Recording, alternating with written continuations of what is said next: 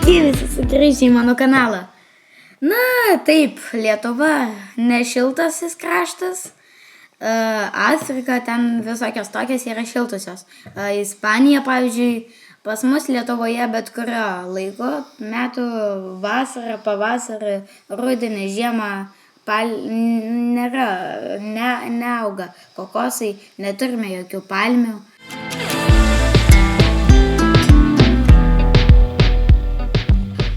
Tad tenka tos kokosus pirkti parduotuvėje.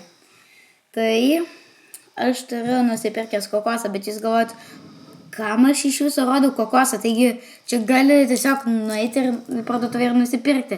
Šimtai jų yra. Taip, bet tai yra nepaprastasis kokosas. Kaip matote, jis yra žymiai geresnis kokosas nei paprastas kokosas. Tai yra jau toksai, jo esminė vertybė, kas yra viduje, jo pavadinimas tiktų kaip kokteilis, pieno tas kokteilis, kokoso kokteilis. Taip, ir pasiklausykite jo garsą. Įsivaizduoju, ten tiek jaučiu daug bus. Ir jūs galvojat, kas čia per dalykėlį? Su šito man reikės labai stengtis atsargiai elgtis, nes jisai labai aštrus. Tai reikės padaryti 2 skyles. Iš pirmo nuimkime. 5 hours later. Kad iš viso neaštrus. Ar jūs tai aš galvoju, kad čia labai aštrus bus. Bet to kaip su jos skylę pasidaryti?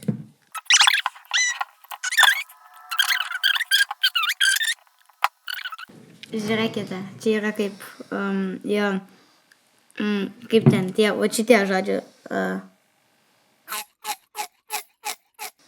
Žodžiu, akis ir čia burna. Tai va, žodžiu, labai daug ten pakliūna kažkokių visų dalykėlių. Na, ir su šito šiaudeliu.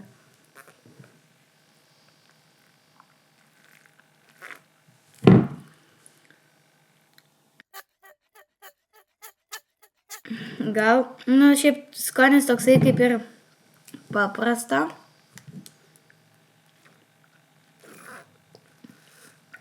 O šiaip visai gerai. Gal vos truputuką skaniau negu paprastas, bet aš nesu šiaip mėgėjas kokosą.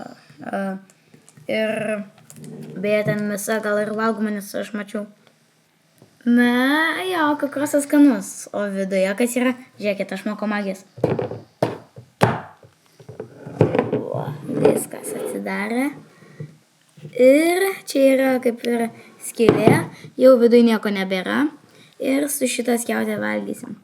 Žiūrėkit, kaip gražiai. Jeigu jūs galėtumėt puostyti, gal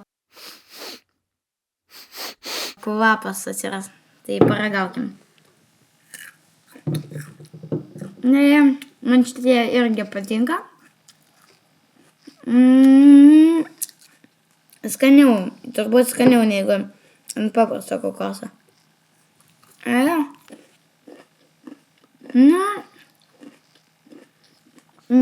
Beveik vienodai.